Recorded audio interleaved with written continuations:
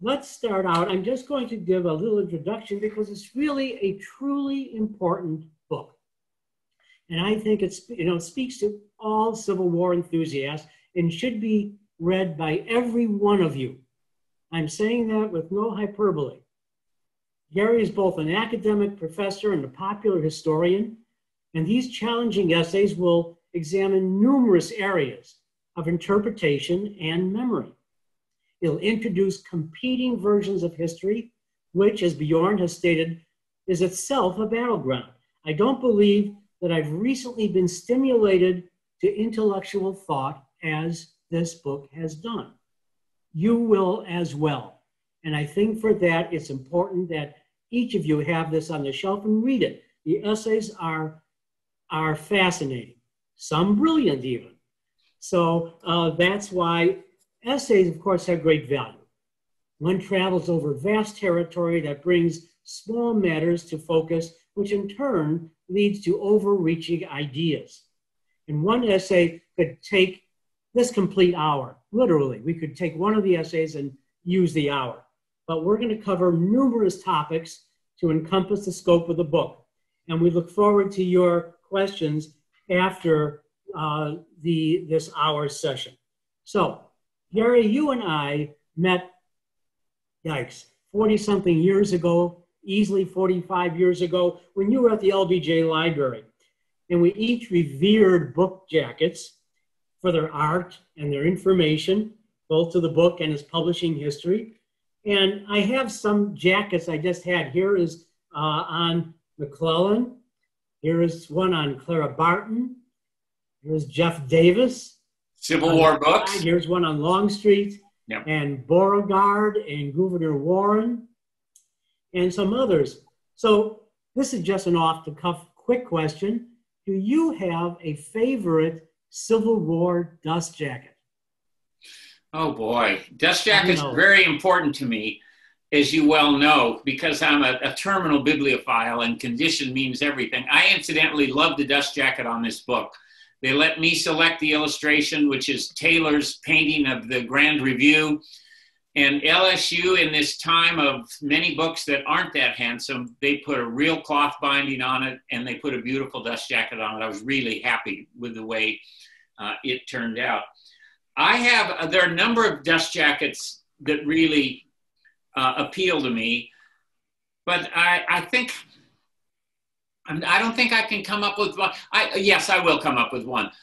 The dust jacket for the American Heritage Picture History of the Civil War, which is just embedded in my mind and has all kinds of resonances with me. I love that book. That was a book that made all the difference to me, but the jacket is also, I think, quite wonderfully done. Fair enough. Fair enough. Now, these essays from the book come from Civil War times when you were asked to give an essay each time. You accepted the offer to create them for the magazine. And my question to you is, was this a way to have an attempt at self-analysis that with a reader's letters as a Greek chorus for you, so you could be paid for your analysis? And did it work? Well, there is some I don't know if it's self-analysis, but it certainly gets at, in many ways, how my career as a historian of the Civil War era has unfolded, because Dana Schoaf, who edits Civil War Times and was new to the editorship then, and offered me a chance to write an essay in each issue, that the only limitation was they could only be 1,000 words long. And I held to that rigorously, although a few might be 1,030. But he told me I could write about anything I wanted to write about. And I have a lot of things relating to our field that I like to talk about that sort of go back and forth from the world where I've made my living, which is the academic world, and the world that brought me into the Civil War and that I've always kept one foot in, which is the world of lay people who are just interested and drawn to this great event in United States history. And those two worlds don't intersect as much as they should, I think. And it let me come at it from both directions, sort of. And I relished the opportunity to do that. The first article I ever published was in Civil War Times. I wrote an article on Abraham Lincoln and black colonization. when I was still at the LBJ Library. In fact, that's the first thing I ever published. And I've subscribed to Civil War Times, then Civil War Times Illustrated, since I was a 14-year-old in 1965. Well, let me ask you about that academic versus popular culture, because you seem to try to bridge that gap. What does each contribute, and how do general readers assimilate to each? What are your thoughts? Well, I think that the two worlds still remain quite separate. I think many people who aren't professional historians, academics, whatever you want to call them, tend to be more interested in the military side of the war than people on the academic side of things. I think people on the academic side are seldom really interested in the military side of the war. They're interested in all kinds of other things, but there's long been an animus in academia against military history. There just has. Some people say that isn't true, but it actually is true. And it remains. It's sort of, war is bad. If you like to write about war, you must be a militarist somehow, which is silly, of course, but there's some of that. So I think it's not unusual to find a course at a college or a university on the Civil War where there might be virtually no attention to the military side of the war. Lots of attention to all kinds of other things which are fascinating, but little to the military side. On the other hand, I've met lots of people in my life who aren't academics who are really only interested in the military side of the war. They're interested in generalship, they're interested in strategy, they're interested in tactics, they're interested in the railroad cut at Gettysburg. And I think either of those ways coming at the war leaves you missing a great deal, because military affairs influenced everything, and the non-military side of things, politics, influenced military affairs. Now, you know, the Civil War roundtables were much like that in the old days, and they were just militarily oriented, even though these were not academics, but they were very, very much steeped in Civil War history and knew it pretty well. And that's opened up. The Civil War roundtables have opened up to other studies finally, and actually that's helped allow other people, such as women, to enter the Civil War roundtables and to participate, because it's now broader. And it's a measure of how much the field has opened up. I mean, when you and I were young, Dan, the field was really high politics, military affairs, with a dash of diplomacy and economics, maybe. And it's just been transformed in the last several decades. The field has. The field is incredibly richer now than it used to be. Yes, it is. And it has, it's transformed. History has in general. When I was in graduate school, it was kings and queens and princes and emperors. Of course. And now, of course, we're talking about the common folk as well, and much to history's delight as well, and it's helped. I want to just very quickly give the form of your book, because it's into different areas: framing the war, generals and battles, controversies, historians and books, testimony from participants, places, and public culture. Those are the overriding sections, and then there are essays in each of those on that subject, and that's what the public will hear. I want to ask a couple of overriding questions, again, kind of briefly, but get your thoughts. We talk about historical chronology and the import of historical chronology. Please explain what you mean. Well, I think that chronology is essential in trying to understand the past. Chronology is not, it's in disfavor in the academic world. It seems simplistic. Chronology, you shouldn't be wedded to chronology. Thematic things are more important. You should come at history in a more complicated way. But I think you absolutely have to have chronology firmly in mind, or things simply will not make sense. Fort Sumter happened after secession, which happened after Abraham Lincoln was elected. You can't just pick any one of those and put them anywhere. There's a sequence. And I think if we don't understand chronology, we're not going to really be able to get a sense of the overall trajectory of the Civil War or any historical event. I'm not saying chronology is everything, but I think it's an essential baseline. Well, how does that correspond to your Appomattox Syndrome that you talk about? And how does that mesh, the two of that, chronology and the Appomattox Syndrome? Well, I think following the chronological unfolding of the war forward, that is, not beginning at Appomattox with knowledge of United States victory and emancipation accomplished, which seemed to be inevitable if you do it that well. Of course, the war produced those things. Here we are at Appomattox, and that's what happened.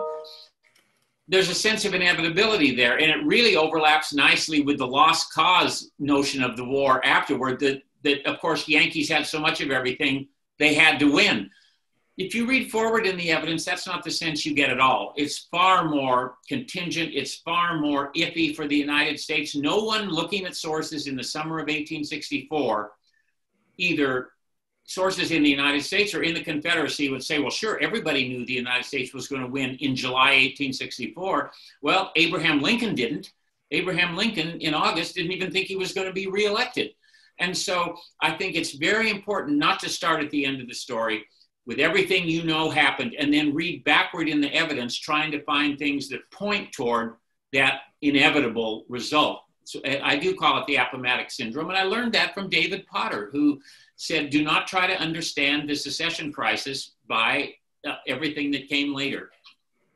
I don't know. I thought I had Potter here too. Well, you should have Potter there because Potter is. Yeah, we're going to get to Potter. We're going to get to Potter later. The secession crisis. It's that book that first really put me on to this idea many years ago. We'll get to that. Everyone should read David Potter, incidentally. I'm glad you brought him in. Great historian. I want to also talk about your phrase, the atypical becomes normative. Some new work, you say, make atypical experiences normative. Give us a brief well, I think there's been, and I'll come back, I mentioned Walt Whitman in my introduction and how I thought about him as I put this book together, and his very famous The Real War will never get into the books. And actually a lot of the real war has been in the books for a very long time, I think. But in a search to find a new way into this crowded field where many good historians are jostling for space, I think people find interesting elements of the war that have been obscure perhaps in the past. They bring them to the foreground, but it's sometimes in a way that makes it seem that this is really the most important thing that's going on, not just something that's going on that we haven't. And I'll use guerrilla warfare as an example of that. Guerrilla warfare was largely ignored for a long time. It has a very rich literature now, but some of that literature suggests that that's really the best way to understand what's going on militarily during the war. And I would counter that, no, it's not. What's the best way to understand it is what are the great national armies doing? What those armies do is what really affects the broadest trajectory of the war. Guerrilla warfare wreaks havoc on many parts of the Confederacy and the border states. I'm not denying that. It had long-term implications for rivalries after the war. But in terms of how things are shaping the actual trajectory of the war, guerrilla warfare is not at the center of things. Another one, very quick one, Dan, would be how to treat veterans. There's a sense in some of the literature that all veterans are profoundly damaged by the war. And that, of course, takes our current reading of PTSD and takes it back into the past. There undoubtedly were many very damaged veterans from the war, but there were many who were not so damaged. There were a lot of veterans who never saw combat. It's hard to believe they were damaged by combat if they never saw combat. So it's just, again, it's a sense that some things, because they're new and we're just really learning about them, are brought so far to the front that it seems like that's what's really going on, when I would say, in fact, that's part of what's going on, but it's maybe not the main thing that's going on. Yeah, one of your essays treats of those who did not see combat. And it's a large minority, actually. Very large one. Fox, in his great book on Union regiments, he says 600 Union regiments, 600 saw either no combat or very minimal combat. That's probably a revelation to many of us. Let's go to historical memory. We're going to go back to it later, but one thing I want to talk about is that my own father used to tell me, psychoanalyst, many of you know, he always said to me, one's own reality may transcend the truth. You say popular memory often eclipses reality. But isn't that the human condition? don't most of us, we're not as insightful for ourselves to filter out our biases? Absolutely. But I would put a little different twist on that, because I think a lot of people, when they embrace one of the memory traditions of the war, don't know that it's biased. And I'll use myself as an example of this. I got interested in the Civil War, the American Heritage Picture History of the Civil War. I loved. It had a picture of Jeb Stuart in it. Takes up a whole page, and I have an essay where I write about this, but I was just fascinated by Stuart. So the first books I read about the Civil War, I read John W. Thomason, I read H.B. McClellan, I read all of the Stuart literature as it existed in the mid-60s. Well, a lot of that is pure lost cause stuff. I had no idea what the lost cause was, really. I didn't know that that was just one way of remembering the war. I thought that's just what the war was. I think that's true with a lot of people and how they come at the war. Everybody who says slavery wasn't important to the coming of the Civil War has either heard that from someone, an uncle or a father who knows everything about the war, or from some lost cause text that they've read. They think that it's not that they're not making anything. They really believe that that memory tradition is the history of the war. So I think it's very important for teachers, professors, just people interested, always to be able to distinguish between the history, what actually happened, and how that was remembered. And it's often remembered very differently by different subsets of the people who experienced it. Interesting about that, that essay on photography from the war, and you show the Jeb Stuart and Yep. explain what it meant to you. And to you, there's the gallant Stuart in a gallant photo. Absolutely. Myself, though, because I once handled early on in the shop here back in the 70s, I had a letter of a field dispatch from Stuart in his hand in pencil. And in part, he said, "I spy the enemy across the bridge. I intend to punish him severely." And within hours, he was dead, at least mortally wounded. So I interpreted that when I saw Stuart a lot different, as gallant but foolhardily, he went over a bridge and got killed. So we all bring something to a photograph even, let alone an essay. I want to get into the books because we're a bookshop. And there are two of the 6 sections in this book are devoted to books. Yeah, one by professional historians and one by participants.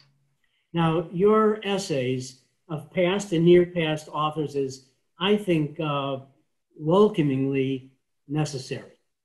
And I hope that in the year 2175, someone will resurrect you and your books as well. But most historians and their works, as you say, generally come and then go in the face of the onslaught of more immediate publications. Absolutely. Now, Catton and Freeman are maybe seen as a little more old school these days, and I have, here's Freeman's, let's see, there's Freeman, I'm doing it right. Freeman's Lee's Lieutenants, and there's Catton, part of his trilogy. Yeah. And the two of them are masterful as far as their writing, their glorious reading. And sometimes it's good to just be swept away.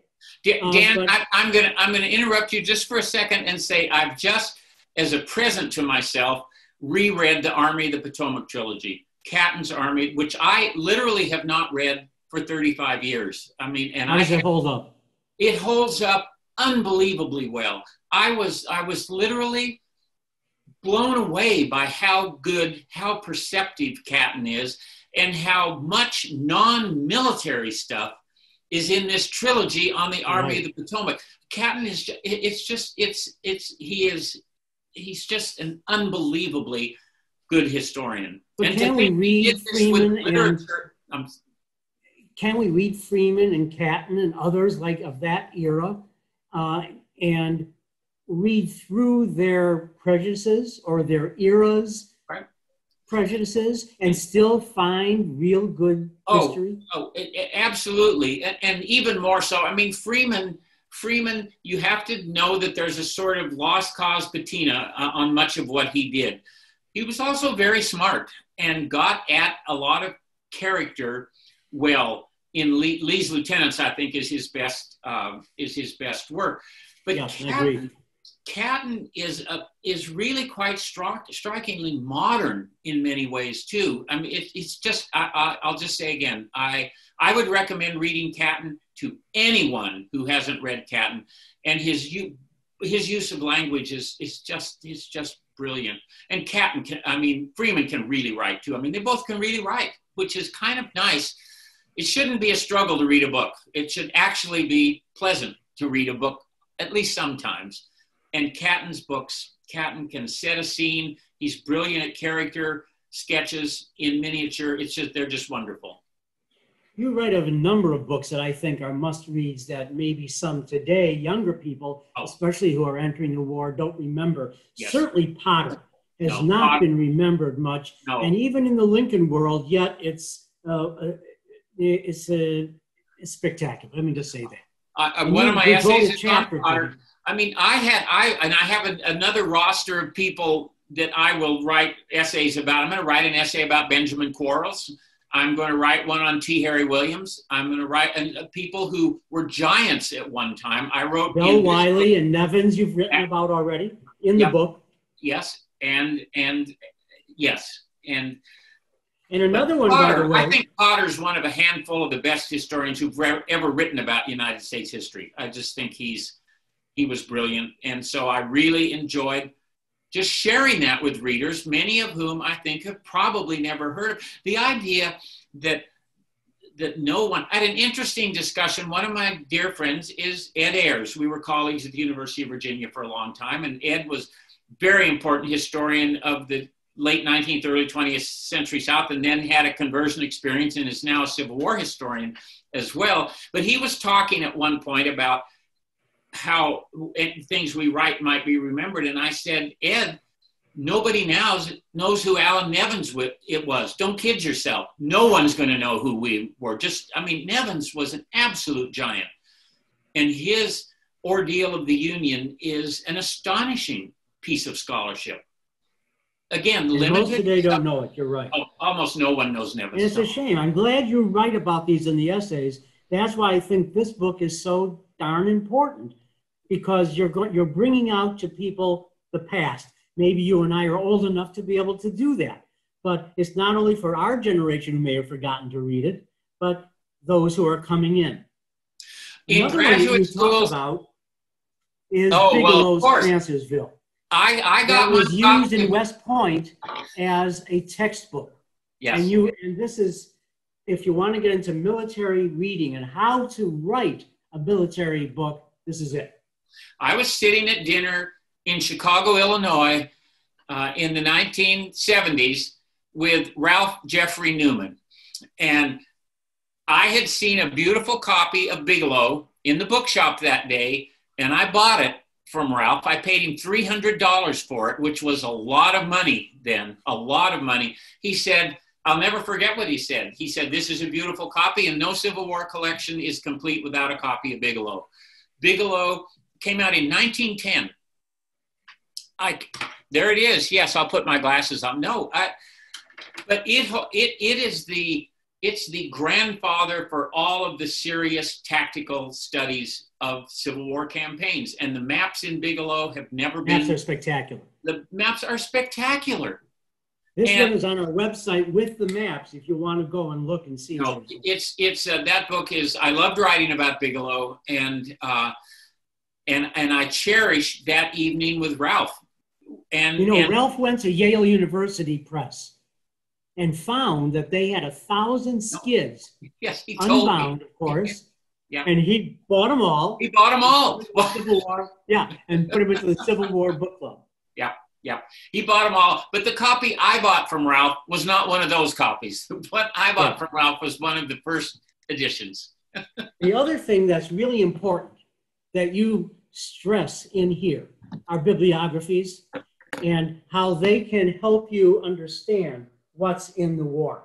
I couldn't find my original Nicholson. Here is Nicholson. There it is. No. You can see how thick that is. That was his own collection. It's 1,000 pages long, It's 1,000 pages long, and that's John Page Nicholson's collection, and he didn't collect Lincoln, and so there's not a Lincoln book in there. Okay. And as of 1914, it's 1,000 pages long. One of the great delights of being a fellow at the Huntington Library, which I've done several times over my career, is John Page Nicholson's collection is at the Huntington Library. Henry Huntington bought Nicholson's collection, and he just has pristine copies of great rarities. It's just everything in that bibliography is at the Huntington Library. Now, people know a bit more know this one right here by Nevins and Robertson. The other dust jacket is blue. Yeah, the other one is blue, second volume, couldn't show both. But this one, of course, is annotated, as is the Union bookshelf that you also speak about. I do. Also annotated. And those are still very useful, are they not? They are. I can't even begin to guess how many hours I spent with Nevins, with the 2-volume LSU 1966, 1967 bibliography that has very brief descriptions, 1 or 2 sentences usually, of more than 6,000 titles. It was very important in forming my early library. It's still very useful because it takes you down until about the early 1960s. What about Eugene Murdoch, The Civil War in the North, a selective annotated bibliography? Yep. What about that one? I didn't use that one. It's and colorful, and there are over 5,600 entries. Right. It's well worth having. I only had so much space, so I didn't include that one, but that's absolutely. I just wanted to ask you about it. Yeah. That should be on people's list as well. I include another book that's not just a bibliography, but Freeman's The South to Posterity is also a nice book to get you into. There it is right there. That looks like a first edition, Scribner's, 1939. Actually, it's the second edition, but look, they kept the dust jacket's the same. Dust jacket's the same. Jacket. And it has a light green cloth, the binding does, I think. That's right. And the other one, what about In Tall Cotton? Well, of course, Harwell's inimitable In Tall Cotton, which is 200 titles, some of them really unbelievably wrong-headed as far as I'm concerned. Anyway, there is that and a sequel that Tom Broadfoot did. He asked 3 of us to do 200 more books, so there's In Tall Cotton and then In Taller Cotton, which is a sequel to Harwell's In Tall Cotton. So bibliographies, of course, go into every facet of human endeavor. Yes. So I'm glad you brought all those up. They're still good guides.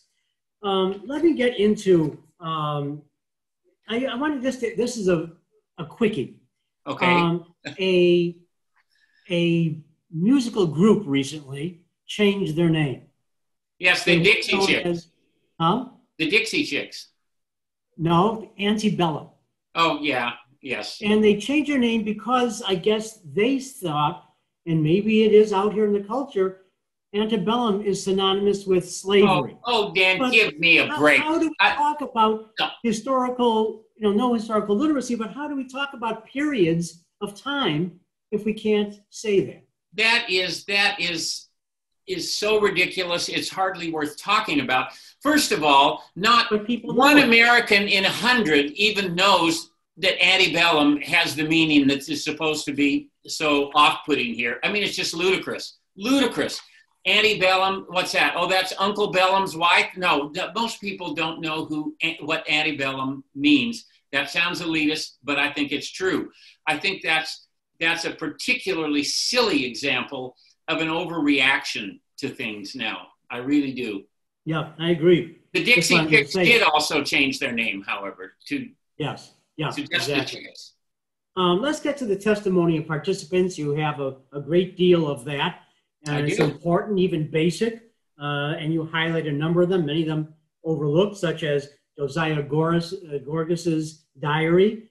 And I really want to ask you about one thing. I mean, people are going to have to get into the book to read about these. We can't tell you everything. No, we can't. Here. No.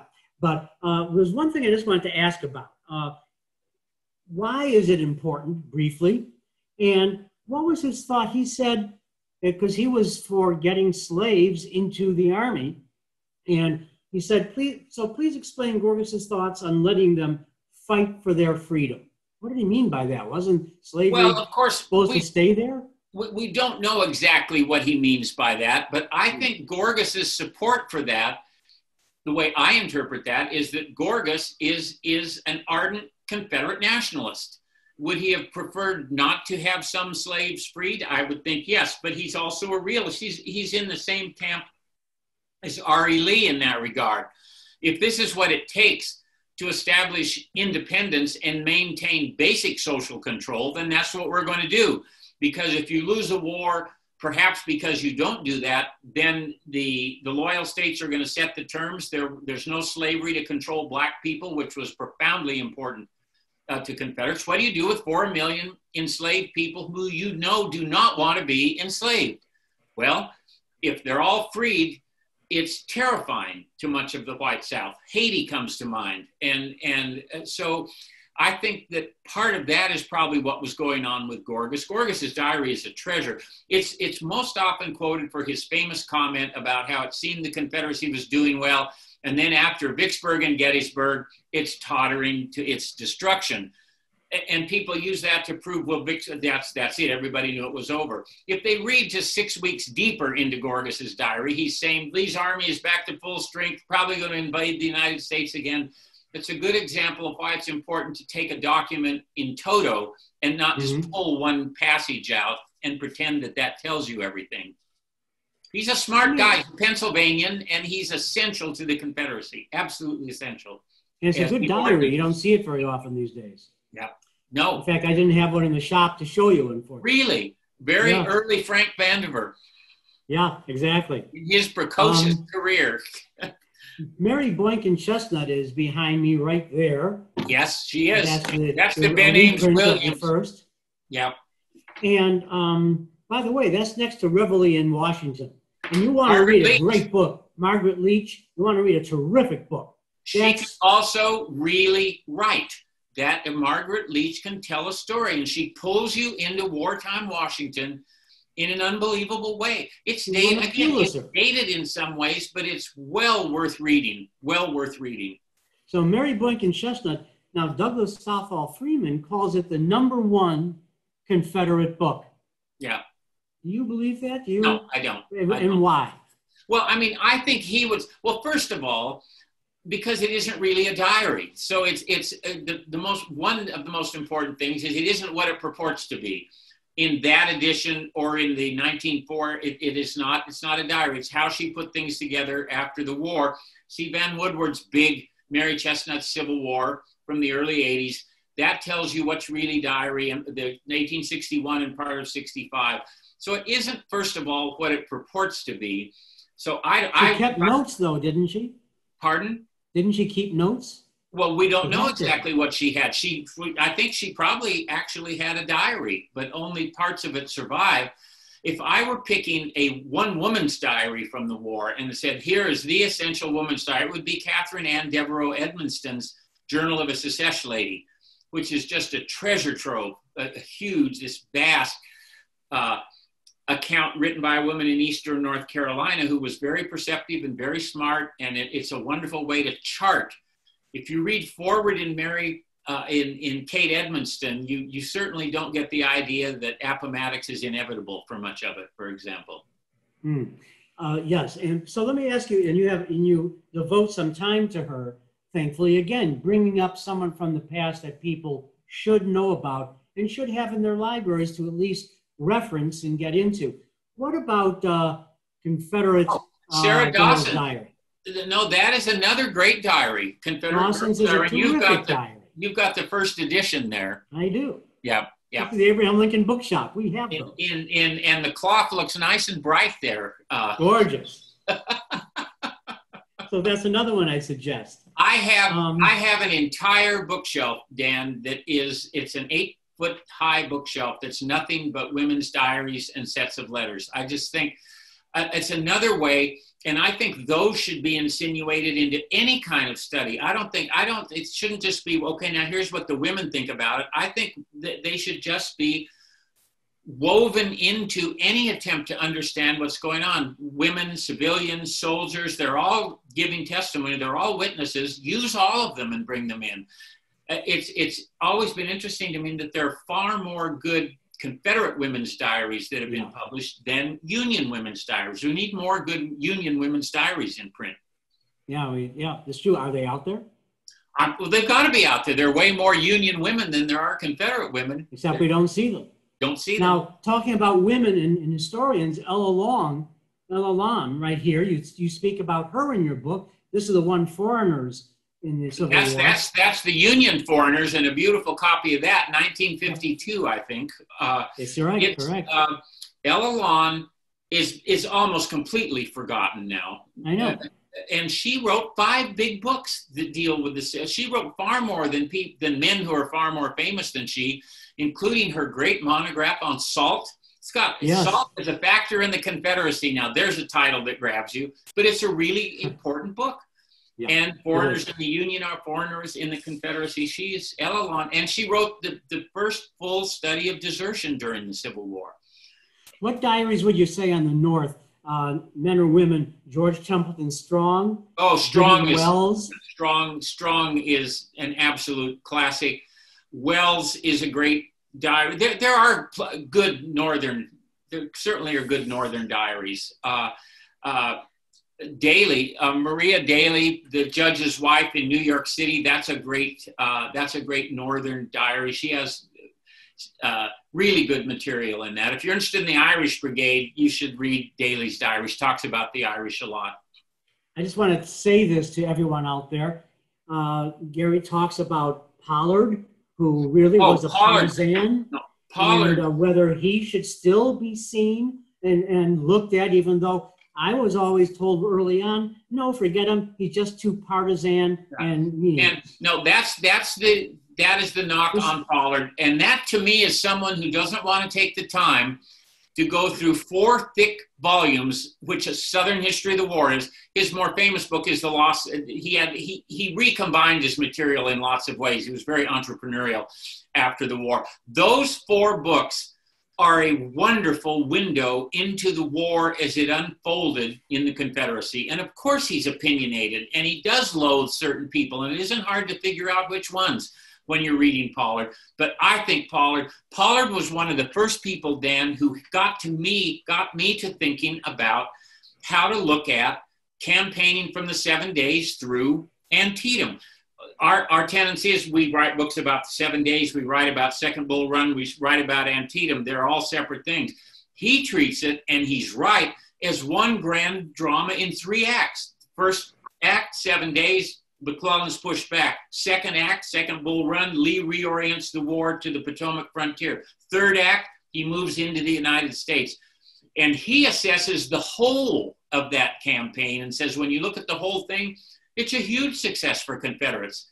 So he was already in the United States. He just didn't feel it. That's but correct. Nonetheless, that's correct. That's correct. I'm just going to say that some other essays in here talk about the Southern Historical Society papers versus the Southern Bivouac. Yes. You were early versus Basil Duke. Yep. You also talk about the Joint Committee on the War. Essential. To the war. Yes. Which is essential. Read the book to find out why they are, because they are.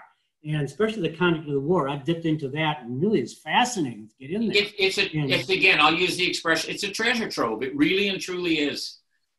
Let's get to a few of the controversies. Again, each of these would take an hour. So let's try to take just a couple of minutes so I can get a number of them in and give people an idea of what you're thinking.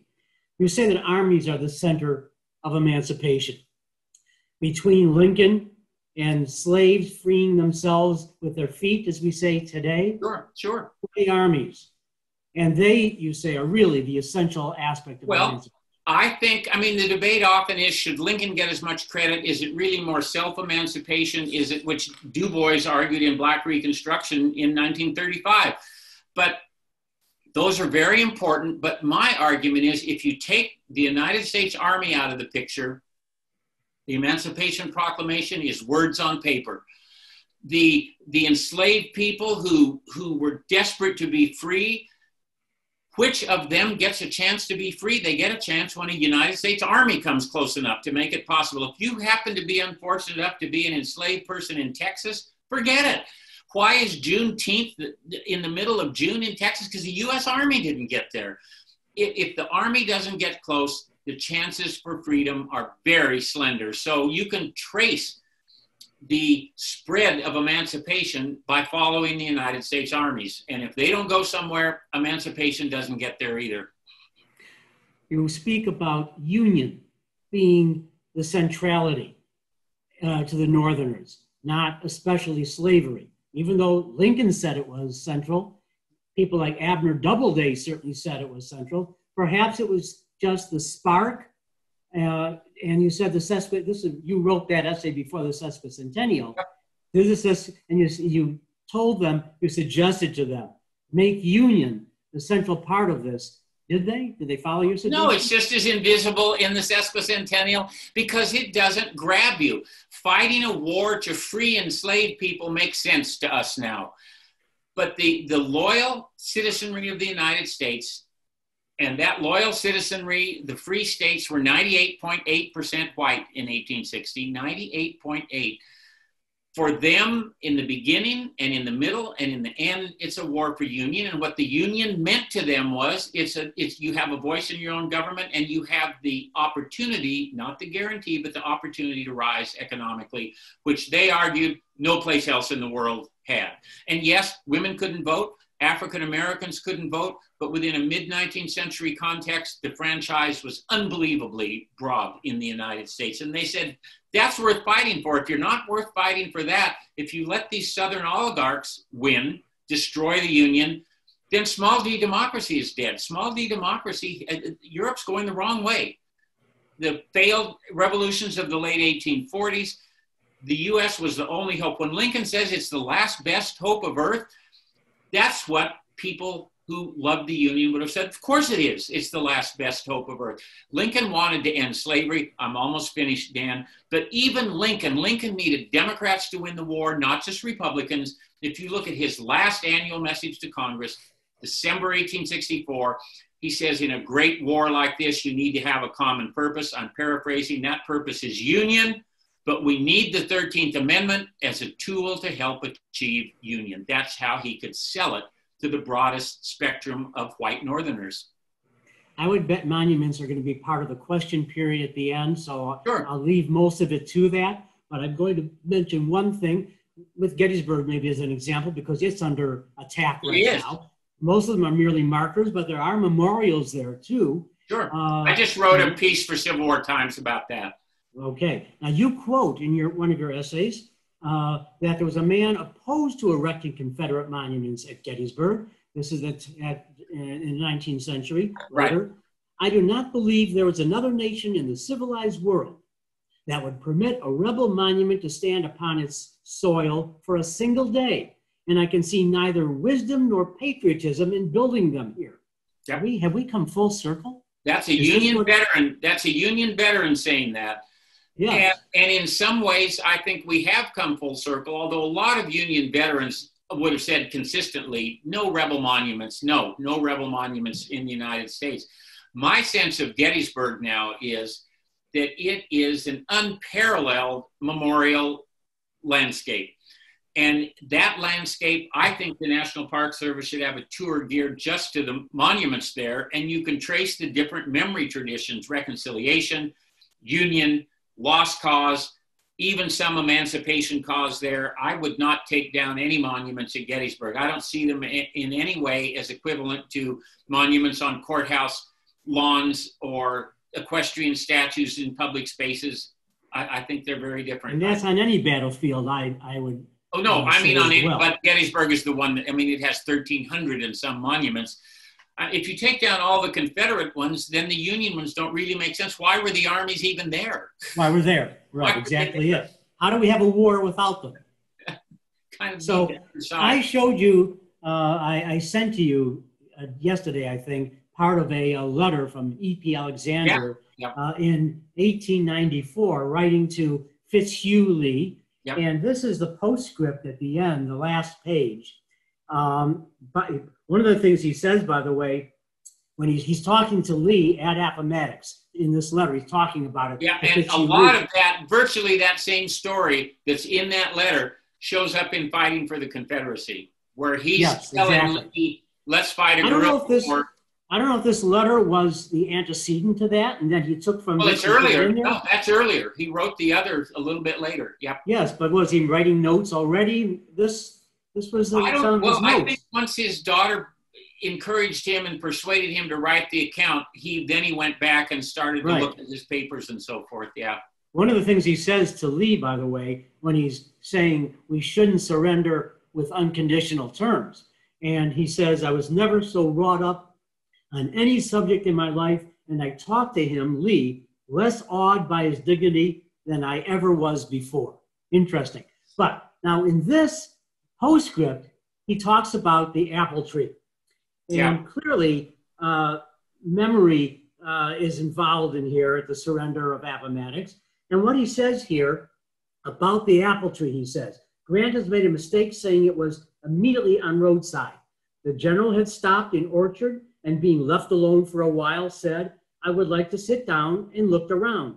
I was the only person near him, and I went to some couriers holding horses under a tree some 50 feet from the road and fence, and I made them bring rails from a fence and make a nice place like 3 sides of a part.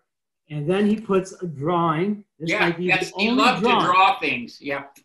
of where Lee sat. That's it right there. So he talks about it in this. So Lee was in the orchard, not at the road. Confederate soldiers peeled off the log so Lee could sit comfortably. What do you think that this constructed memory of the surrender, constructed while it was happening, was so enduring? Well, I mean, he makes a couple of points in that letter. And one of them in the body of the letter is that Lee was right and Alexander was wrong about what the Army should do when there's really no, that's a very strong point, that a hot-headed younger guy like Alexander says, take to the woods and keep it going. And Lee says, what would that's all it would do was bring more misery. We'd still lose the war. I don't think we're talking about things people should read. People should read Edward Porter Alexander, both his first book, Military Memoirs of a Confederate, a critical narrative, and his Fighting for the Confederacy. I edited the second one. It has nothing to do with the fact I edited it. I think it's the single best memoir written by any Confederate soldier. And I think I put it right alongside Grant. Grant's the best Union. Porter Alexander is the best Confederate. His books are just filled with cogent analysis and wonderful anecdotes. And he was everywhere. He's like Waldo. He's with Beauregard, he's with Johnston, he's everywhere with Lee. He doesn't even miss Chancellorsville. He's in the First Corps, but he's back with the part of the Corps that's at Chancellorsville. Alexander is one of the best witnesses from either side in the war. And whoever ends up with that letter that Dan has, you can read his handwriting, which is another wonderful plus. His memoirs were 1,200 pages long. There was one word in 1,200 pages that I couldn't decipher in the end. One word in 1,200 pages. Now look, you and I and most of the people watching here live in a bubble of the Civil War. Yeah. We're very aware of it. But when I came into business in 71, the Civil War was moribund. It really was. Oh. And it took in 78, 79, when Roots came out, and all of a sudden people wanted to know their own roots, they started coming into the shop and asking for, I know now that my great-grandfather was in the 8th Illinois Cavalry. Right. To have something on that. And I'd take the book out, they'd read, they'd buy it because it was their roots. Then they got interested, oh my gosh, he was at here, this battle, or there, that battle. What were those battles? They came back for battle books and for other memoirs and diaries. And the 80s were spectacular for books. They really were. Dealers, collectors, we were all in this and learning together. It was spectacular. Then Burns came along and threw gasoline on a fire already out of control. And all the publishers came in the 90s, and manuscripts also took a big jump and leap. And reprints, Dan, huge number. That's what I was going to say. Yep. Reprints came out incredibly so. But now we're seeing, Civil War being attacked because of the other side, and we can't even have a war. So I'm asking about Civil War study resurgence, because I think it maybe needs a resurgence in these times of cancel culture. And how do we do that? How will studies bring that back? How do we revitalize Civil War studies? Well, I think that parts of Civil War studies are very vital. Anything dealing with African Americans or emancipation, very hot in terms of scholarship that's going on. What I would call the dark side of the war there's a great deal of work on that. But I think the argument that has to be made, this is the great central event of United States history. There's no question about that. And it marks an ending point to some unresolved things that the founding generation left unresolved, but it also sets the stage for all kinds of things that come later and continue to be important deep into the 20th century. If you don't understand the Civil War, you cannot understand United States history. And you cannot understand the Civil War if you say we shouldn't write about Confederates because they're slave-holding slime balls and we don't want to do anything. History is full of very hard, unpleasant edges. And the point shouldn't be to shave the hard edges off. The point should be to address them along with the edges that are very empowering in some ways. I just think you have to argue for the Civil War as an absolutely essential moment in American history. And it's a moment that's going to make you uncomfortable when you deal with part of it, period. It's just going to do that. We're still under it. We're still under it. White supremacy is still here. Racism is still here. It's not like it was then, but still here. Yes. Still here. Now, another chapter of your book, and Bjorn, I'm sorry, I'm going to take a couple of minutes maybe into the question time, and then you have to go a couple of minutes over. Is the hour gone already? Is it? Wow. Yes, it is. And Bjorn, you might want to I don't have it in front of me, and quickly talk about upcoming House Divided, because I don't have it right and it's changed. So you may want to talk about that briefly. I just want to say that you also talk about sketches. I do. And here's one of the better sketch books that I have right now in the shop. That's an excellent one, and that will have good examples. I have one essay where there's Alfred Wood, and the British, the great, he's I think the best. I think he's number one. His brother William was good as well. But anyway, yes, there we go. Yep. Okay, well, I want to talk to you about this for one quick second here and ask you about it. Okay. So you highlight, this was here, and you highlight. Oh, okay, Southern Chivalry, yeah. Right, and you highlight, that's, boy, that's going to make you uncomfortable. And when I looked at that, I thought of a question, and that is during Vietnam, which I lived through, and I think you lived part of that. I lived what are you talking about, Dan? You're a youngster, come on. I remember what my draft number was. Yeah, I do too, 82. What was yours? 286. Oh, God, you were out of it. Yeah. So, so you highlight the sketches and talk about their import.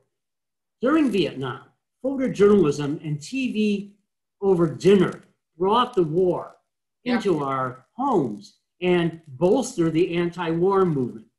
What was the actual effect of sketches in the day on the American populace? Well, I think the effect was, and part of the problem with the sketches is a great sketch artist like Woad, his actual sketches are filled with movement and drama. By the time they were translated into the form that you could reprint in Harper's Weekly or Frank Leslie's, they're much more static, they're much less artistic, but they still show what photography couldn't show. So you have the combination of the images, the death studies, which were very compelling to people then, the photographs from Gettysburg and especially Antietam in the first place. That brings war home in a way that it hadn't been before, but the best of the sketch artists came as close to doing that as you could do. But it isn't the same as what we had in front of the television. I mean, they obviously couldn't do that. One of the fascinating essays we're not going to talk about in here is the syndrome of the war that never ended. Never ended. That it did not end at Appomattox. And so but here we are, almost in Kansas again, neighbor versus neighbor. So I don't know if we're just coming circle again, or is keeping going. You know what my take on that is? My take on that is that, of course, the war ended, but its influence continued, and that's what we're still seeing now. But we aren't, we don't have 3 million people in uniform killing each other, and so it's a little bit different. One of the longest essays in the book are on Native Americans. Yes. And how you say that, yes, it was there, but, and of course, Megan Kate Nelson is going to be unhappy with that, but nonetheless. Oh, she's deeply unhappy with it. And she and I we look at the same evidence and reach different conclusions. Yes, there are things going on with Indians during the war, including the Navajos' Long Walk and Sand Creek and the Dakota Sioux. My argument there is that those are part of a much broader trajectory in United States history. But more important, people at the time separated the two. They separated them, and they dealt with one as an Indian war, and then one as the Great War to save the Union. And they don't see the Indian War as part of the Great War to save the Union. Megan Kate Nelson disagrees very strongly with me about that. And all I can say is just, go read the documents and then decide whether people at the time thought they were part of the same war. It's a good book, though, and I had a great interview with her. I'll say that. Well, and I hope you sold a lot of books, Dan. I want the bookshop to do well. As I've many times said, I don't care if you read, just so you're solvent. That's correct. It's a book dealer. The check. Now, you said something that also, and then I'm going to give it over to Bjorn. Okay. That's with the Spielberg film, and we look at the same evidence and come to different interpretations. And that's with that real early moment when Lincoln is confronted with soldiers who read the Gettysburg Address to him. And they don't read it to him. No, they recite it from memory. Okay. Preposterous. So you say it's preposterous, anachronistic, and implausible. Well, I believe you're right in that, but I interpret that scene differently. Actually, I look at it differently than even the screenwriter Kushner did. I asked him about this. He said, no, I think unconsciously it was. And I think it's part of the dream sequence that comes later that we all know. And I think that's Lincoln's unconscious yearning that he be remembered with that Gettysburg Address. So I see it more of, I've not run into people thinking that was real history. Dan, my heart soars at the thought that that's how you interpret that. But yes. I'm more interested in how people who go to the movie interpret it, and what they are going to draw from that is, just as we think the Gettysburg Address is, everybody then did too. They could even quote it to. Did you run into that a lot since the movie? I've talked to lots of people about that, and they assume that everybody would have known the Gettysburg Address in January of 1865 too. And it's I love my yearning instead. Yes. Thank you so much, Gary. I've enjoyed this. We could have gone on. Fun, Dan. People, read this book. And I'll just tell your audience that over the years, I've spent an almost unfathomable amount of money at the Abraham Lincoln Bookshop, and I don't regret a single purchase. Appreciate that. But if your estate wants to keep purchasing, let me know. Not for long, though. You can't help yourself. I can. What can I say? Thank you all. Thank you very much, Dan. And if you wish to remain here and take part in the Q&A, that would be great. If you need to go to the bathroom, I remind you to turn off your camera before you do that. And the sound. Now, one thing that we weren't able to get earlier because we had forgotten to put it on the set is a chance for us to brag about this brand new book plate design, designed by our own M. Sylvia Castle. Thank you, Sylvia, for designing this. And it's going to be the book plate that we provide with the enduring Civil War. I know that Professor Gallagher would have loved to individually sign your books, but he probably would not have loved to deal with the 50-pound cartons that we were going to send would not. to send back. But this is better than second best. This is a custom Abraham Lincoln Bookshop book plate when you get this book placed and I signed those with. Yes, with that pen in this book, you can associate it with this event. And I have had a wonderful time at this event. And I can tell from the folks online that they have had a wonderful time too.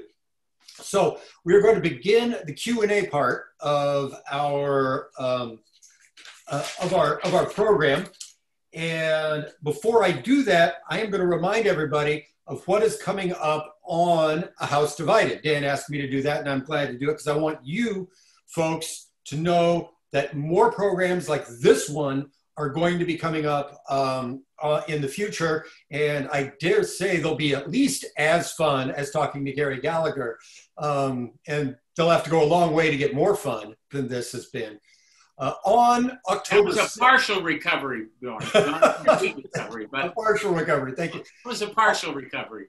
On October 6th, now this is a change. On October 6th, H.W. Brands will be with us to discuss the Zealot and the Emancipator. Now that had previously been delayed till October 20th, and then it was undelayed until October 6th. It is our event is happening on the day of the book release, so we are the book release party. Come to Abraham Lincoln Bookshop, and you will be at the book release party for H.W. Brands, The Zealot and the Emancipator. On October 27th, a book that was delayed in publication and stayed delayed will be released, and that is Peter Cousins' Tecumseh and the Prophet, a dual biography, very valuable, I think it's going to be, of not just the great Shawnee leader Tecumseh, but his equally influential brother, the Prophet, who's often been slapped back and forth by history in order to make Tecumseh seem greater. And then finally, I can't believe we brought up draft numbers so frequently in this event, but on November 10th, Dirk Backderf, the editorial cartoonist, will be here to discuss Kent State, Four Dead in Ohio, a graphic novel of Kent State. And I can tell you, having read it, that Backderf understands, and he writes about it with his characters talking about it in the illustrated history, that for college students in the early 1970s, that draft number meant everything. Everybody knew it, and everybody knew everybody else's. 200 and something. 286. 82. So Daniel is I think Daniel's gonna stay here and participate in Q&A. That's great. I wanted to do that too. My own question for you, Gary, had been— Come in again, Bjorn, real fast. Yeah. On September 20th, we're gonna have David Rubenstein back in here. You're right about that. His new book on leadership. I don't have it here, and I haven't inculcated the exact title, but it's on leadership, but he's talking about people today. David Rubenstein was here in the spring. And I think you're going to like this book because Rubenstein interviews them on leadership. So that's September 20th. Come to our website and you'll see the entire list. Okay. Now, I'm going to open with my question, Gary, which follows up on Dan's question about the Alexander letter. In terms of historical memory and how it was constructed at the time, what is the deal with the apple tree? Why is the apple tree so important that Alexander talks about it? Well, it's important because it was tied, because there were innumerable alleged pieces of the apple tree that were in circulation, and that gave people a tangible tie to one of the most iconic moments in United States history. That's what it's a piece of the true cross kind of phenomenon.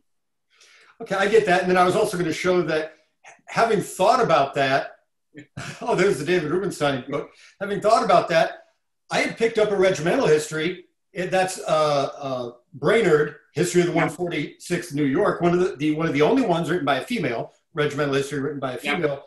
Yeah. And I had picked it up for another reason earlier this afternoon, opened it to Appomattox, and there she goes about the apple tree. No, the apple tree is everywhere. It's everywhere. Mm-hmm.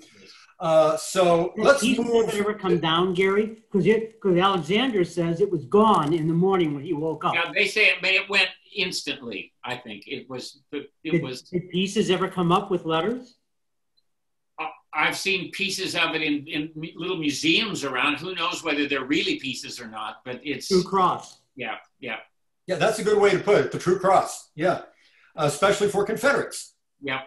Mm-hmm. Then let's move to what some of our customers have asked. And so I need to get over here to our comments section. And I want to give first dibs to the people that commented first. But first I want to send a shout out to one of our viewers, George Hook. And those of you who are watching this on Facebook, thank you, George. And for Gary and Daniel, George has just been giving us ongoing commentary all the way through all the way through. And they're great comments, but there's not a single question mark in them. So I'm not sure there's anything I can ask Gary, unless, George, you want to add something later. But they're great comments. And go on Facebook and check that out. But first, Lois McMillan is asking for Professor Gallagher to address the reemergence of U.S. Grant in popular memory. Well, yes, I wrote one of the essays is on that. Grant is a wonderful person to illustrate the difference between history and memory, and to tell people how Grant, who was a towering figure in the late 19th century, the most famous American, by far largest funeral in U.S. history, largest tomb in North America, all of this, how he fell to being a caricature of a drunken, cigar-smoking butcher, and then began to make a comeback. And the Lost Cause people helped with that, because they would always compare him unfavorably to Lee. But then he made a comeback starting really in the 1990s, and we've had a succession of quite favorable biographies and other works dealing with Grant. And Grant has come back. He's come back at the same time that Lee has dipped down. It's really interesting how the memory traditions. It was Lee, when I was young, when Dan was young, centennial years, the two great figures from the war were Lincoln and Lee, one from each side, Lincoln and Lee, Lincoln and Lee. And I even as a young person, I wondered why it wasn't Grant or Sherman. Why wasn't either Grant or Sherman in there somewhere? Because they were winners after all, but they weren't. Well, now Lee is definitely in decline because of the ties to a slaveholding society, a slaveholder himself, and so forth. And Grant is in the ascendance, even though people have gone after Grant. Somebody discovered that they call Grant a slaveholder when they took down attacked his statue. Where was it? San Francisco? I can't remember where. Yes, he did own one enslaved person, but he freed that person. And anyway, it's interesting how people who really don't know anything about the past think they know something about the past and then act on it. It's kind of troubling to me. But on the whole, Grant's trajectory is certainly up. And we may even have a musical about him. Who knows? There could be a follow-up. I would also recommend that in addition to buying The Enduring Civil War, if you're interested in the reputation of Grant, look at the writings of Joan Waugh out there. I would look at Joan's book first on U.S. Grant. That's exactly what Joan writes about, is Grant. She situates Grant in the 19th century, does a wonderful job of showing just what a towering figure he was. And then we all know what happened to him after. I mean, even down through until World War II, Grant's tomb was the most popular tourist attraction in New York City. Lots of movies from the 30s have a scene where someone will go to Grant's tomb and talk about Grant, this common man who rose to the top and saved the Union. And I mean, it's really, he's great grist for anyone dealing with memory. Absolutely. Let's move on. But isn't Go ahead, Dan. Isn't it because of the humanities not being taught these days, being subjugated almost? That's why there's such illiteracy. Civics as well. That's another hour, Dan, if we were going to talk about that. And then, boy, would the Facebook light up if we really had an honest discussion about that. That's true. But I would, in order to bring Joan Waugh back into the conversation, she was on the show before, and I would remind what what Joan said when challenged with this same question in terms of young people being into history and the diversity of young people. She said out there at UCLA, all of her students are, almost all of them are non-white. They're half female and half male in the classes. People, wonderful, very literate young people that are intensely interested in the Civil War with new ideas. Just perhaps it's not as widely taught as we would like. I taught my Civil War class at 8 in the morning at UVA because I wanted to sort of filter out the people who weren't serious. Capped it at 150. It filled every time. Mm-hmm. The last time I taught it, it was 70% women. It's a subject that does still engage people, but I think you have to work to make the Civil War uninteresting. Sadly, some people manage to do that, but I'm not completely pessimistic about the future of Civil War studies, but in terms of historical literacy as a whole, I think the United States is abysmal. And the 24-hour news stations are just about the worst that there is. They treat everything as if what we're going through now is the worst thing there's ever been, that never had a pandemic like this, never had this, never dealt with immigration the way we are, never. The only way you can argue those things is if you literally don't know anything about United States history, at least not anything that happened before last Thursday. Yeah, Gary, that you see on some of those stations, you now see talking historical heads, Doris and John Meacham, and a host of them are now on. And as I said once before, maybe the newsroom was the new history room. Another topic for a program. Next time, write another book. Let's move on to. Hey, one thing I want to shout out is that again, this is foreign to me because I'm just a few years too young. But we're getting a lot of self-reporting here. Dave Wiegers was 26. Thank you, Dave. He's out there in. We're getting numbers. You mean draft numbers? Yeah, draft numbers. Yeah.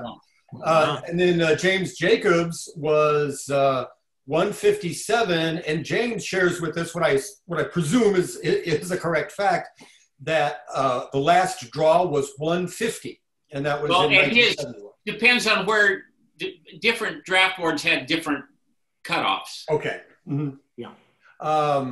Now let's go to Doug Ashton has a question.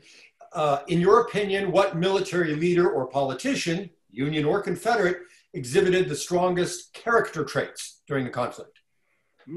Well, I can't. There are lots of them that had strong character traits. And let's just stick with Grant for a while. I think Grant had very strong, I like a lot of things about Grant. He didn't make excuses. He didn't try to shift blame to other people. He was willing to be ultimately responsible for things, which is very tough. Something George Brinton McClellan, for example, never was willing to do, or Joseph Eggleston Johnston. Lee also shared that trait with Grant. He walks out in the wake of Pickett's charge and says, "This is all my fault." It was all his fault. But McClellan never would have walked out and said, "This is all my fault. It's all my fault that I didn't punish Lee more at Antietam." So I think Grant, there's a lot of character on display with Grant, but there's character all over the place in the Civil War. A question from, thank you for Mr. Ashton. And lack of it, but that wasn't. Oh, yeah, and if we move, again, there's another 20-minute question. Who has the lack of character? Matt Gordon gave a shout out to your great courses, course, Gary, which I'll thank him for that. And thank you, Matt. And but he says that one of the things that, quoting Matt, one of the things Gary made me consider for the first time was that neither the Union nor the South were politically or philosophically homogenous. Will there be discussion here of this and any of the essays in the book? And then Matt goes on to say, I'm looking forward to receiving my copy of the book from the bookshop. And I just want to send this out to you, Matt, and anybody else. If you want your question answered first, it would be nice to say that, yes, you're going to buy the book from. I like Matt more and more. The more you tell me about Matt, I think he seems like a very nice guy and very receptive too. What about this philosophical lack of philosophical? A number of the essays touch on that and touch on the fact that you don't have a united front on either side. I have an essay on desertion, specifically on Confederate desertion, for example. Another one on how historians argue about whether to even concede that the Confederacy is a nation. Some historians say it may, and that gets very political in many ways, current politics, whether you're going to acknowledge that it was a nation or not. The amount of internal roiling on both sides was profound. It's been dealt with more on the Confederate side because in the 1980s and 90s especially, and it echoed earlier historians here, the powerful argument was that United States military forces didn't defeat the Confederacy. The Confederacy fell apart from within. It was so fractured within itself that it couldn't mount a sustained military effort for a long time. And that's all about opposition to the draft, fighting about the institution of slavery, that women weren't on board with the war effort and so forth. So there's a huge literature on that. Although all the same things were going on in the United States. There are a huge number of Midwestern draft age people went to Canada during the Civil War. One estimates 70 to 90,000 in a 2-volume dissertation that was never published. But anyway, neither side was fully on board. A lot of dissent. Okay. Thank you for that question. And thank you to George Hook, who has given us a comment with a question mark at the end of it. And it's a good one. Let me see. George asked, okay, here's a question. Wasn't Dixie a song that Union soldiers enjoyed as well? And didn't they change the lyrics to it? Yeah. There were lots of songs like that. Both sides had their versions of the songs. And Dixie, more early in the war than later in the war, would have been sung with variant words by some people on the Union side. But of course, Lincoln very famously the one thing the war has done is we've reclaimed Dixie. That's very common with the music, that each side would have its own lyrics to the same, often Irish tunes that were kind of in the ether at the time. Yeah, that's true. And some songs that both sides, Home Sweet Home, both sides loved Home Sweet Home, that very famous episode before the Battle of Stones River, when they had the kind of battle of the bands going back and forth, a Union era, Confederate era, Union era, Confederate era, and then all the bands played Home Sweet Home. And indeed, I think a number of good historians have written about music as being sort of a cultural battlefield. Sure. As both sides try to grab a song and make it their own and use it against the other. Sure. Or even bring in La Marseillaise. Everybody wants the French song to be for them. Okay, Bill Shepard has a question, and thanks, Bill. Does the new book include any essays on Reconstruction and its accomplishments and failures?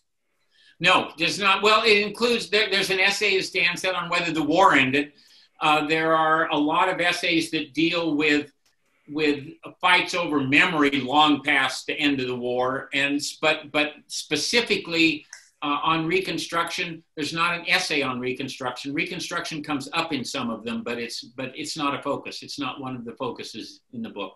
Okay. Well, we've come to the end of our Q&A time, and we've also managed to answer all the questions that are on the comment section as of this minute. But if anybody asks any more questions or makes any more comments, that perhaps either me or Daniel will jump on and respond to you over the next couple of days. We thank you, everybody, for sending in a question. I'm going to take one last question that has to do with monuments, since we've talked about this so many times. And one of them, it's a question that Daniel brought up about the Union veteran having a Unionist appeal at the commemoration of his monument at Gettysburg. And so I want to take that one step further, Gary, and have it, let's also bring in maybe Silent Sam down there at University of North Carolina. Yeah. And I'd like to know your thoughts on to what extent do we consider the thoughts and words of the people who put the monument there when we decide in our democratic nation what we're going to do with our landscape?